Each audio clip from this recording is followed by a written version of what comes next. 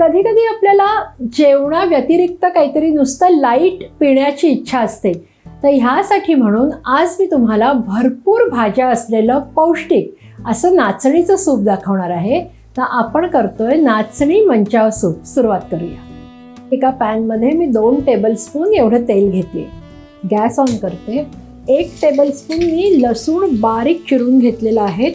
आता हे जे आलं आहे हे मी किसून घेतलेलं आहे. हे 2 टेबलस्पून आहे. आपण जेव्हा एखादं सूप करतो तेव्हा गॅस मोठाच ठेवायचा आणि मोठ्या गॅसवरच ही सगळी प्रोसेस करायची. आलं आणि लसूण छान लाल झालेलं आहे, तुम्ही बघू शकता. आता ह्याच्यात एक एक भाज्या टाकायच्या आहेत. सगळ्यात आधी मी अर्धा कप बारीक चिरलेली ही फरसबी आहे ती टाकते. परतून घेऊया. गॅस मोठाच असू दे. त्यानंतर अर्धा कप बारीक चिरलेलं गाजर घालते. अर्धा कप बारीक चिरलेली शिमला मिरची आणि अर्धा कप बारीक चिरलेला कोबी. हे सगळं आता व्यवस्थित मिक्स करूया. ह्या भाज्या आपल्याला पूर्ण शिजू द्यायच्या नाही आहेत, त्या थोड्याशा क्रंचीच राहिल्या पाहिजेत.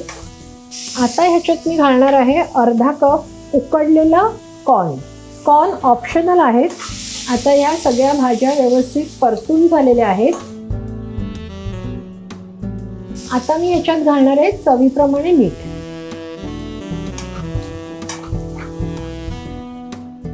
आता ह्याच्यात मी पाणी घालते. हे पाणी साधारण 4 कप एवढं घालायचं. इथे सूपला जोपर्यंत उकळी येते तोपर्यंत आपण आजच्या सूपचा जो हिरो इन्ग्रेडियंट आहे म्हणजेच नाचणी, त्याची स्लरी बनवणार आहोत. आता इथे तुम्ही नाचणीच्या ऐवजी कॉर्नफ्लॉवर सुद्धा वापरू शकता, पण हे सूप जास्त पौष्टिक होण्यासाठी आपण नाचणी वापरणार आहोत. इथे 3 टेबलस्पून मी नाचणीचं पीठ घेतलेलं आहे. त्याच्यामध्ये साधारण अर्धा कप एवढं पाणी घालतेय. आपल्याला व्यवस्थित ढवळायचं आहे. ह्या नाचणीच्या पिठाच्या गुठळ्या होऊ द्यायच्या नाही आहेत. नाचणीची स्लरी तयार आहे. आता 2 मिनिटासाठी ही जी स्लरी आहे ती आपण बाजूला ठेवणार आहोत आणि आता बाकीचे जे इन्ग्रेडियंट आहेत ते सूपमध्ये घालणार आहोत. ह्यात आपण 2 टेबलस्पून एवढा सोया सॉस घालणार आहोत.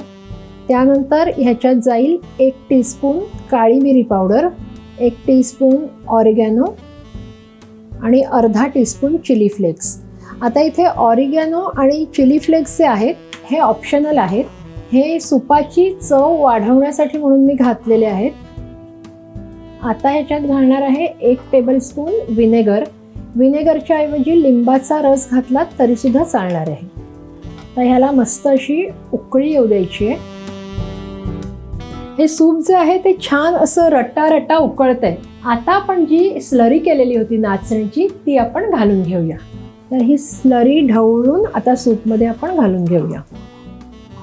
एका बाजूनी ही स्लरी घालून दुसऱ्या बाजूनी हे ढवळत राहायचं. तर पीठ व्यवस्थित शिजेपर्यंत आपल्याला हे उकळून घ्यायचंय. हे सूप छान उकळलेलं आहे. नाचणीची जी स्लरी आपण घातलेली होती ती व्यवस्थित शिजलेली आहे. तर आता आपण गॅस बंद करूया. नाचणी मंचाव सूप इतकं मस्त झालंय ना की कोणाला सांगितलं नाही तर कळणार सुद्धा नाही की हे नाचणीचं सूप आहे. आता बाहेर पाऊस असू दे किंवा घरी पाहुणे आलेले असू दे, हे सूप नक्की करून पहा आणि कसं झालंय ते आम्हाला कळवा सुद्धा. आणि अशा छान छान रेसिपीजसाठी रुचकर मेजवानीला लाईक, शेअर आणि सबस्क्राईब करा. आपण पुन्हा भेटूया पुढच्या भागात.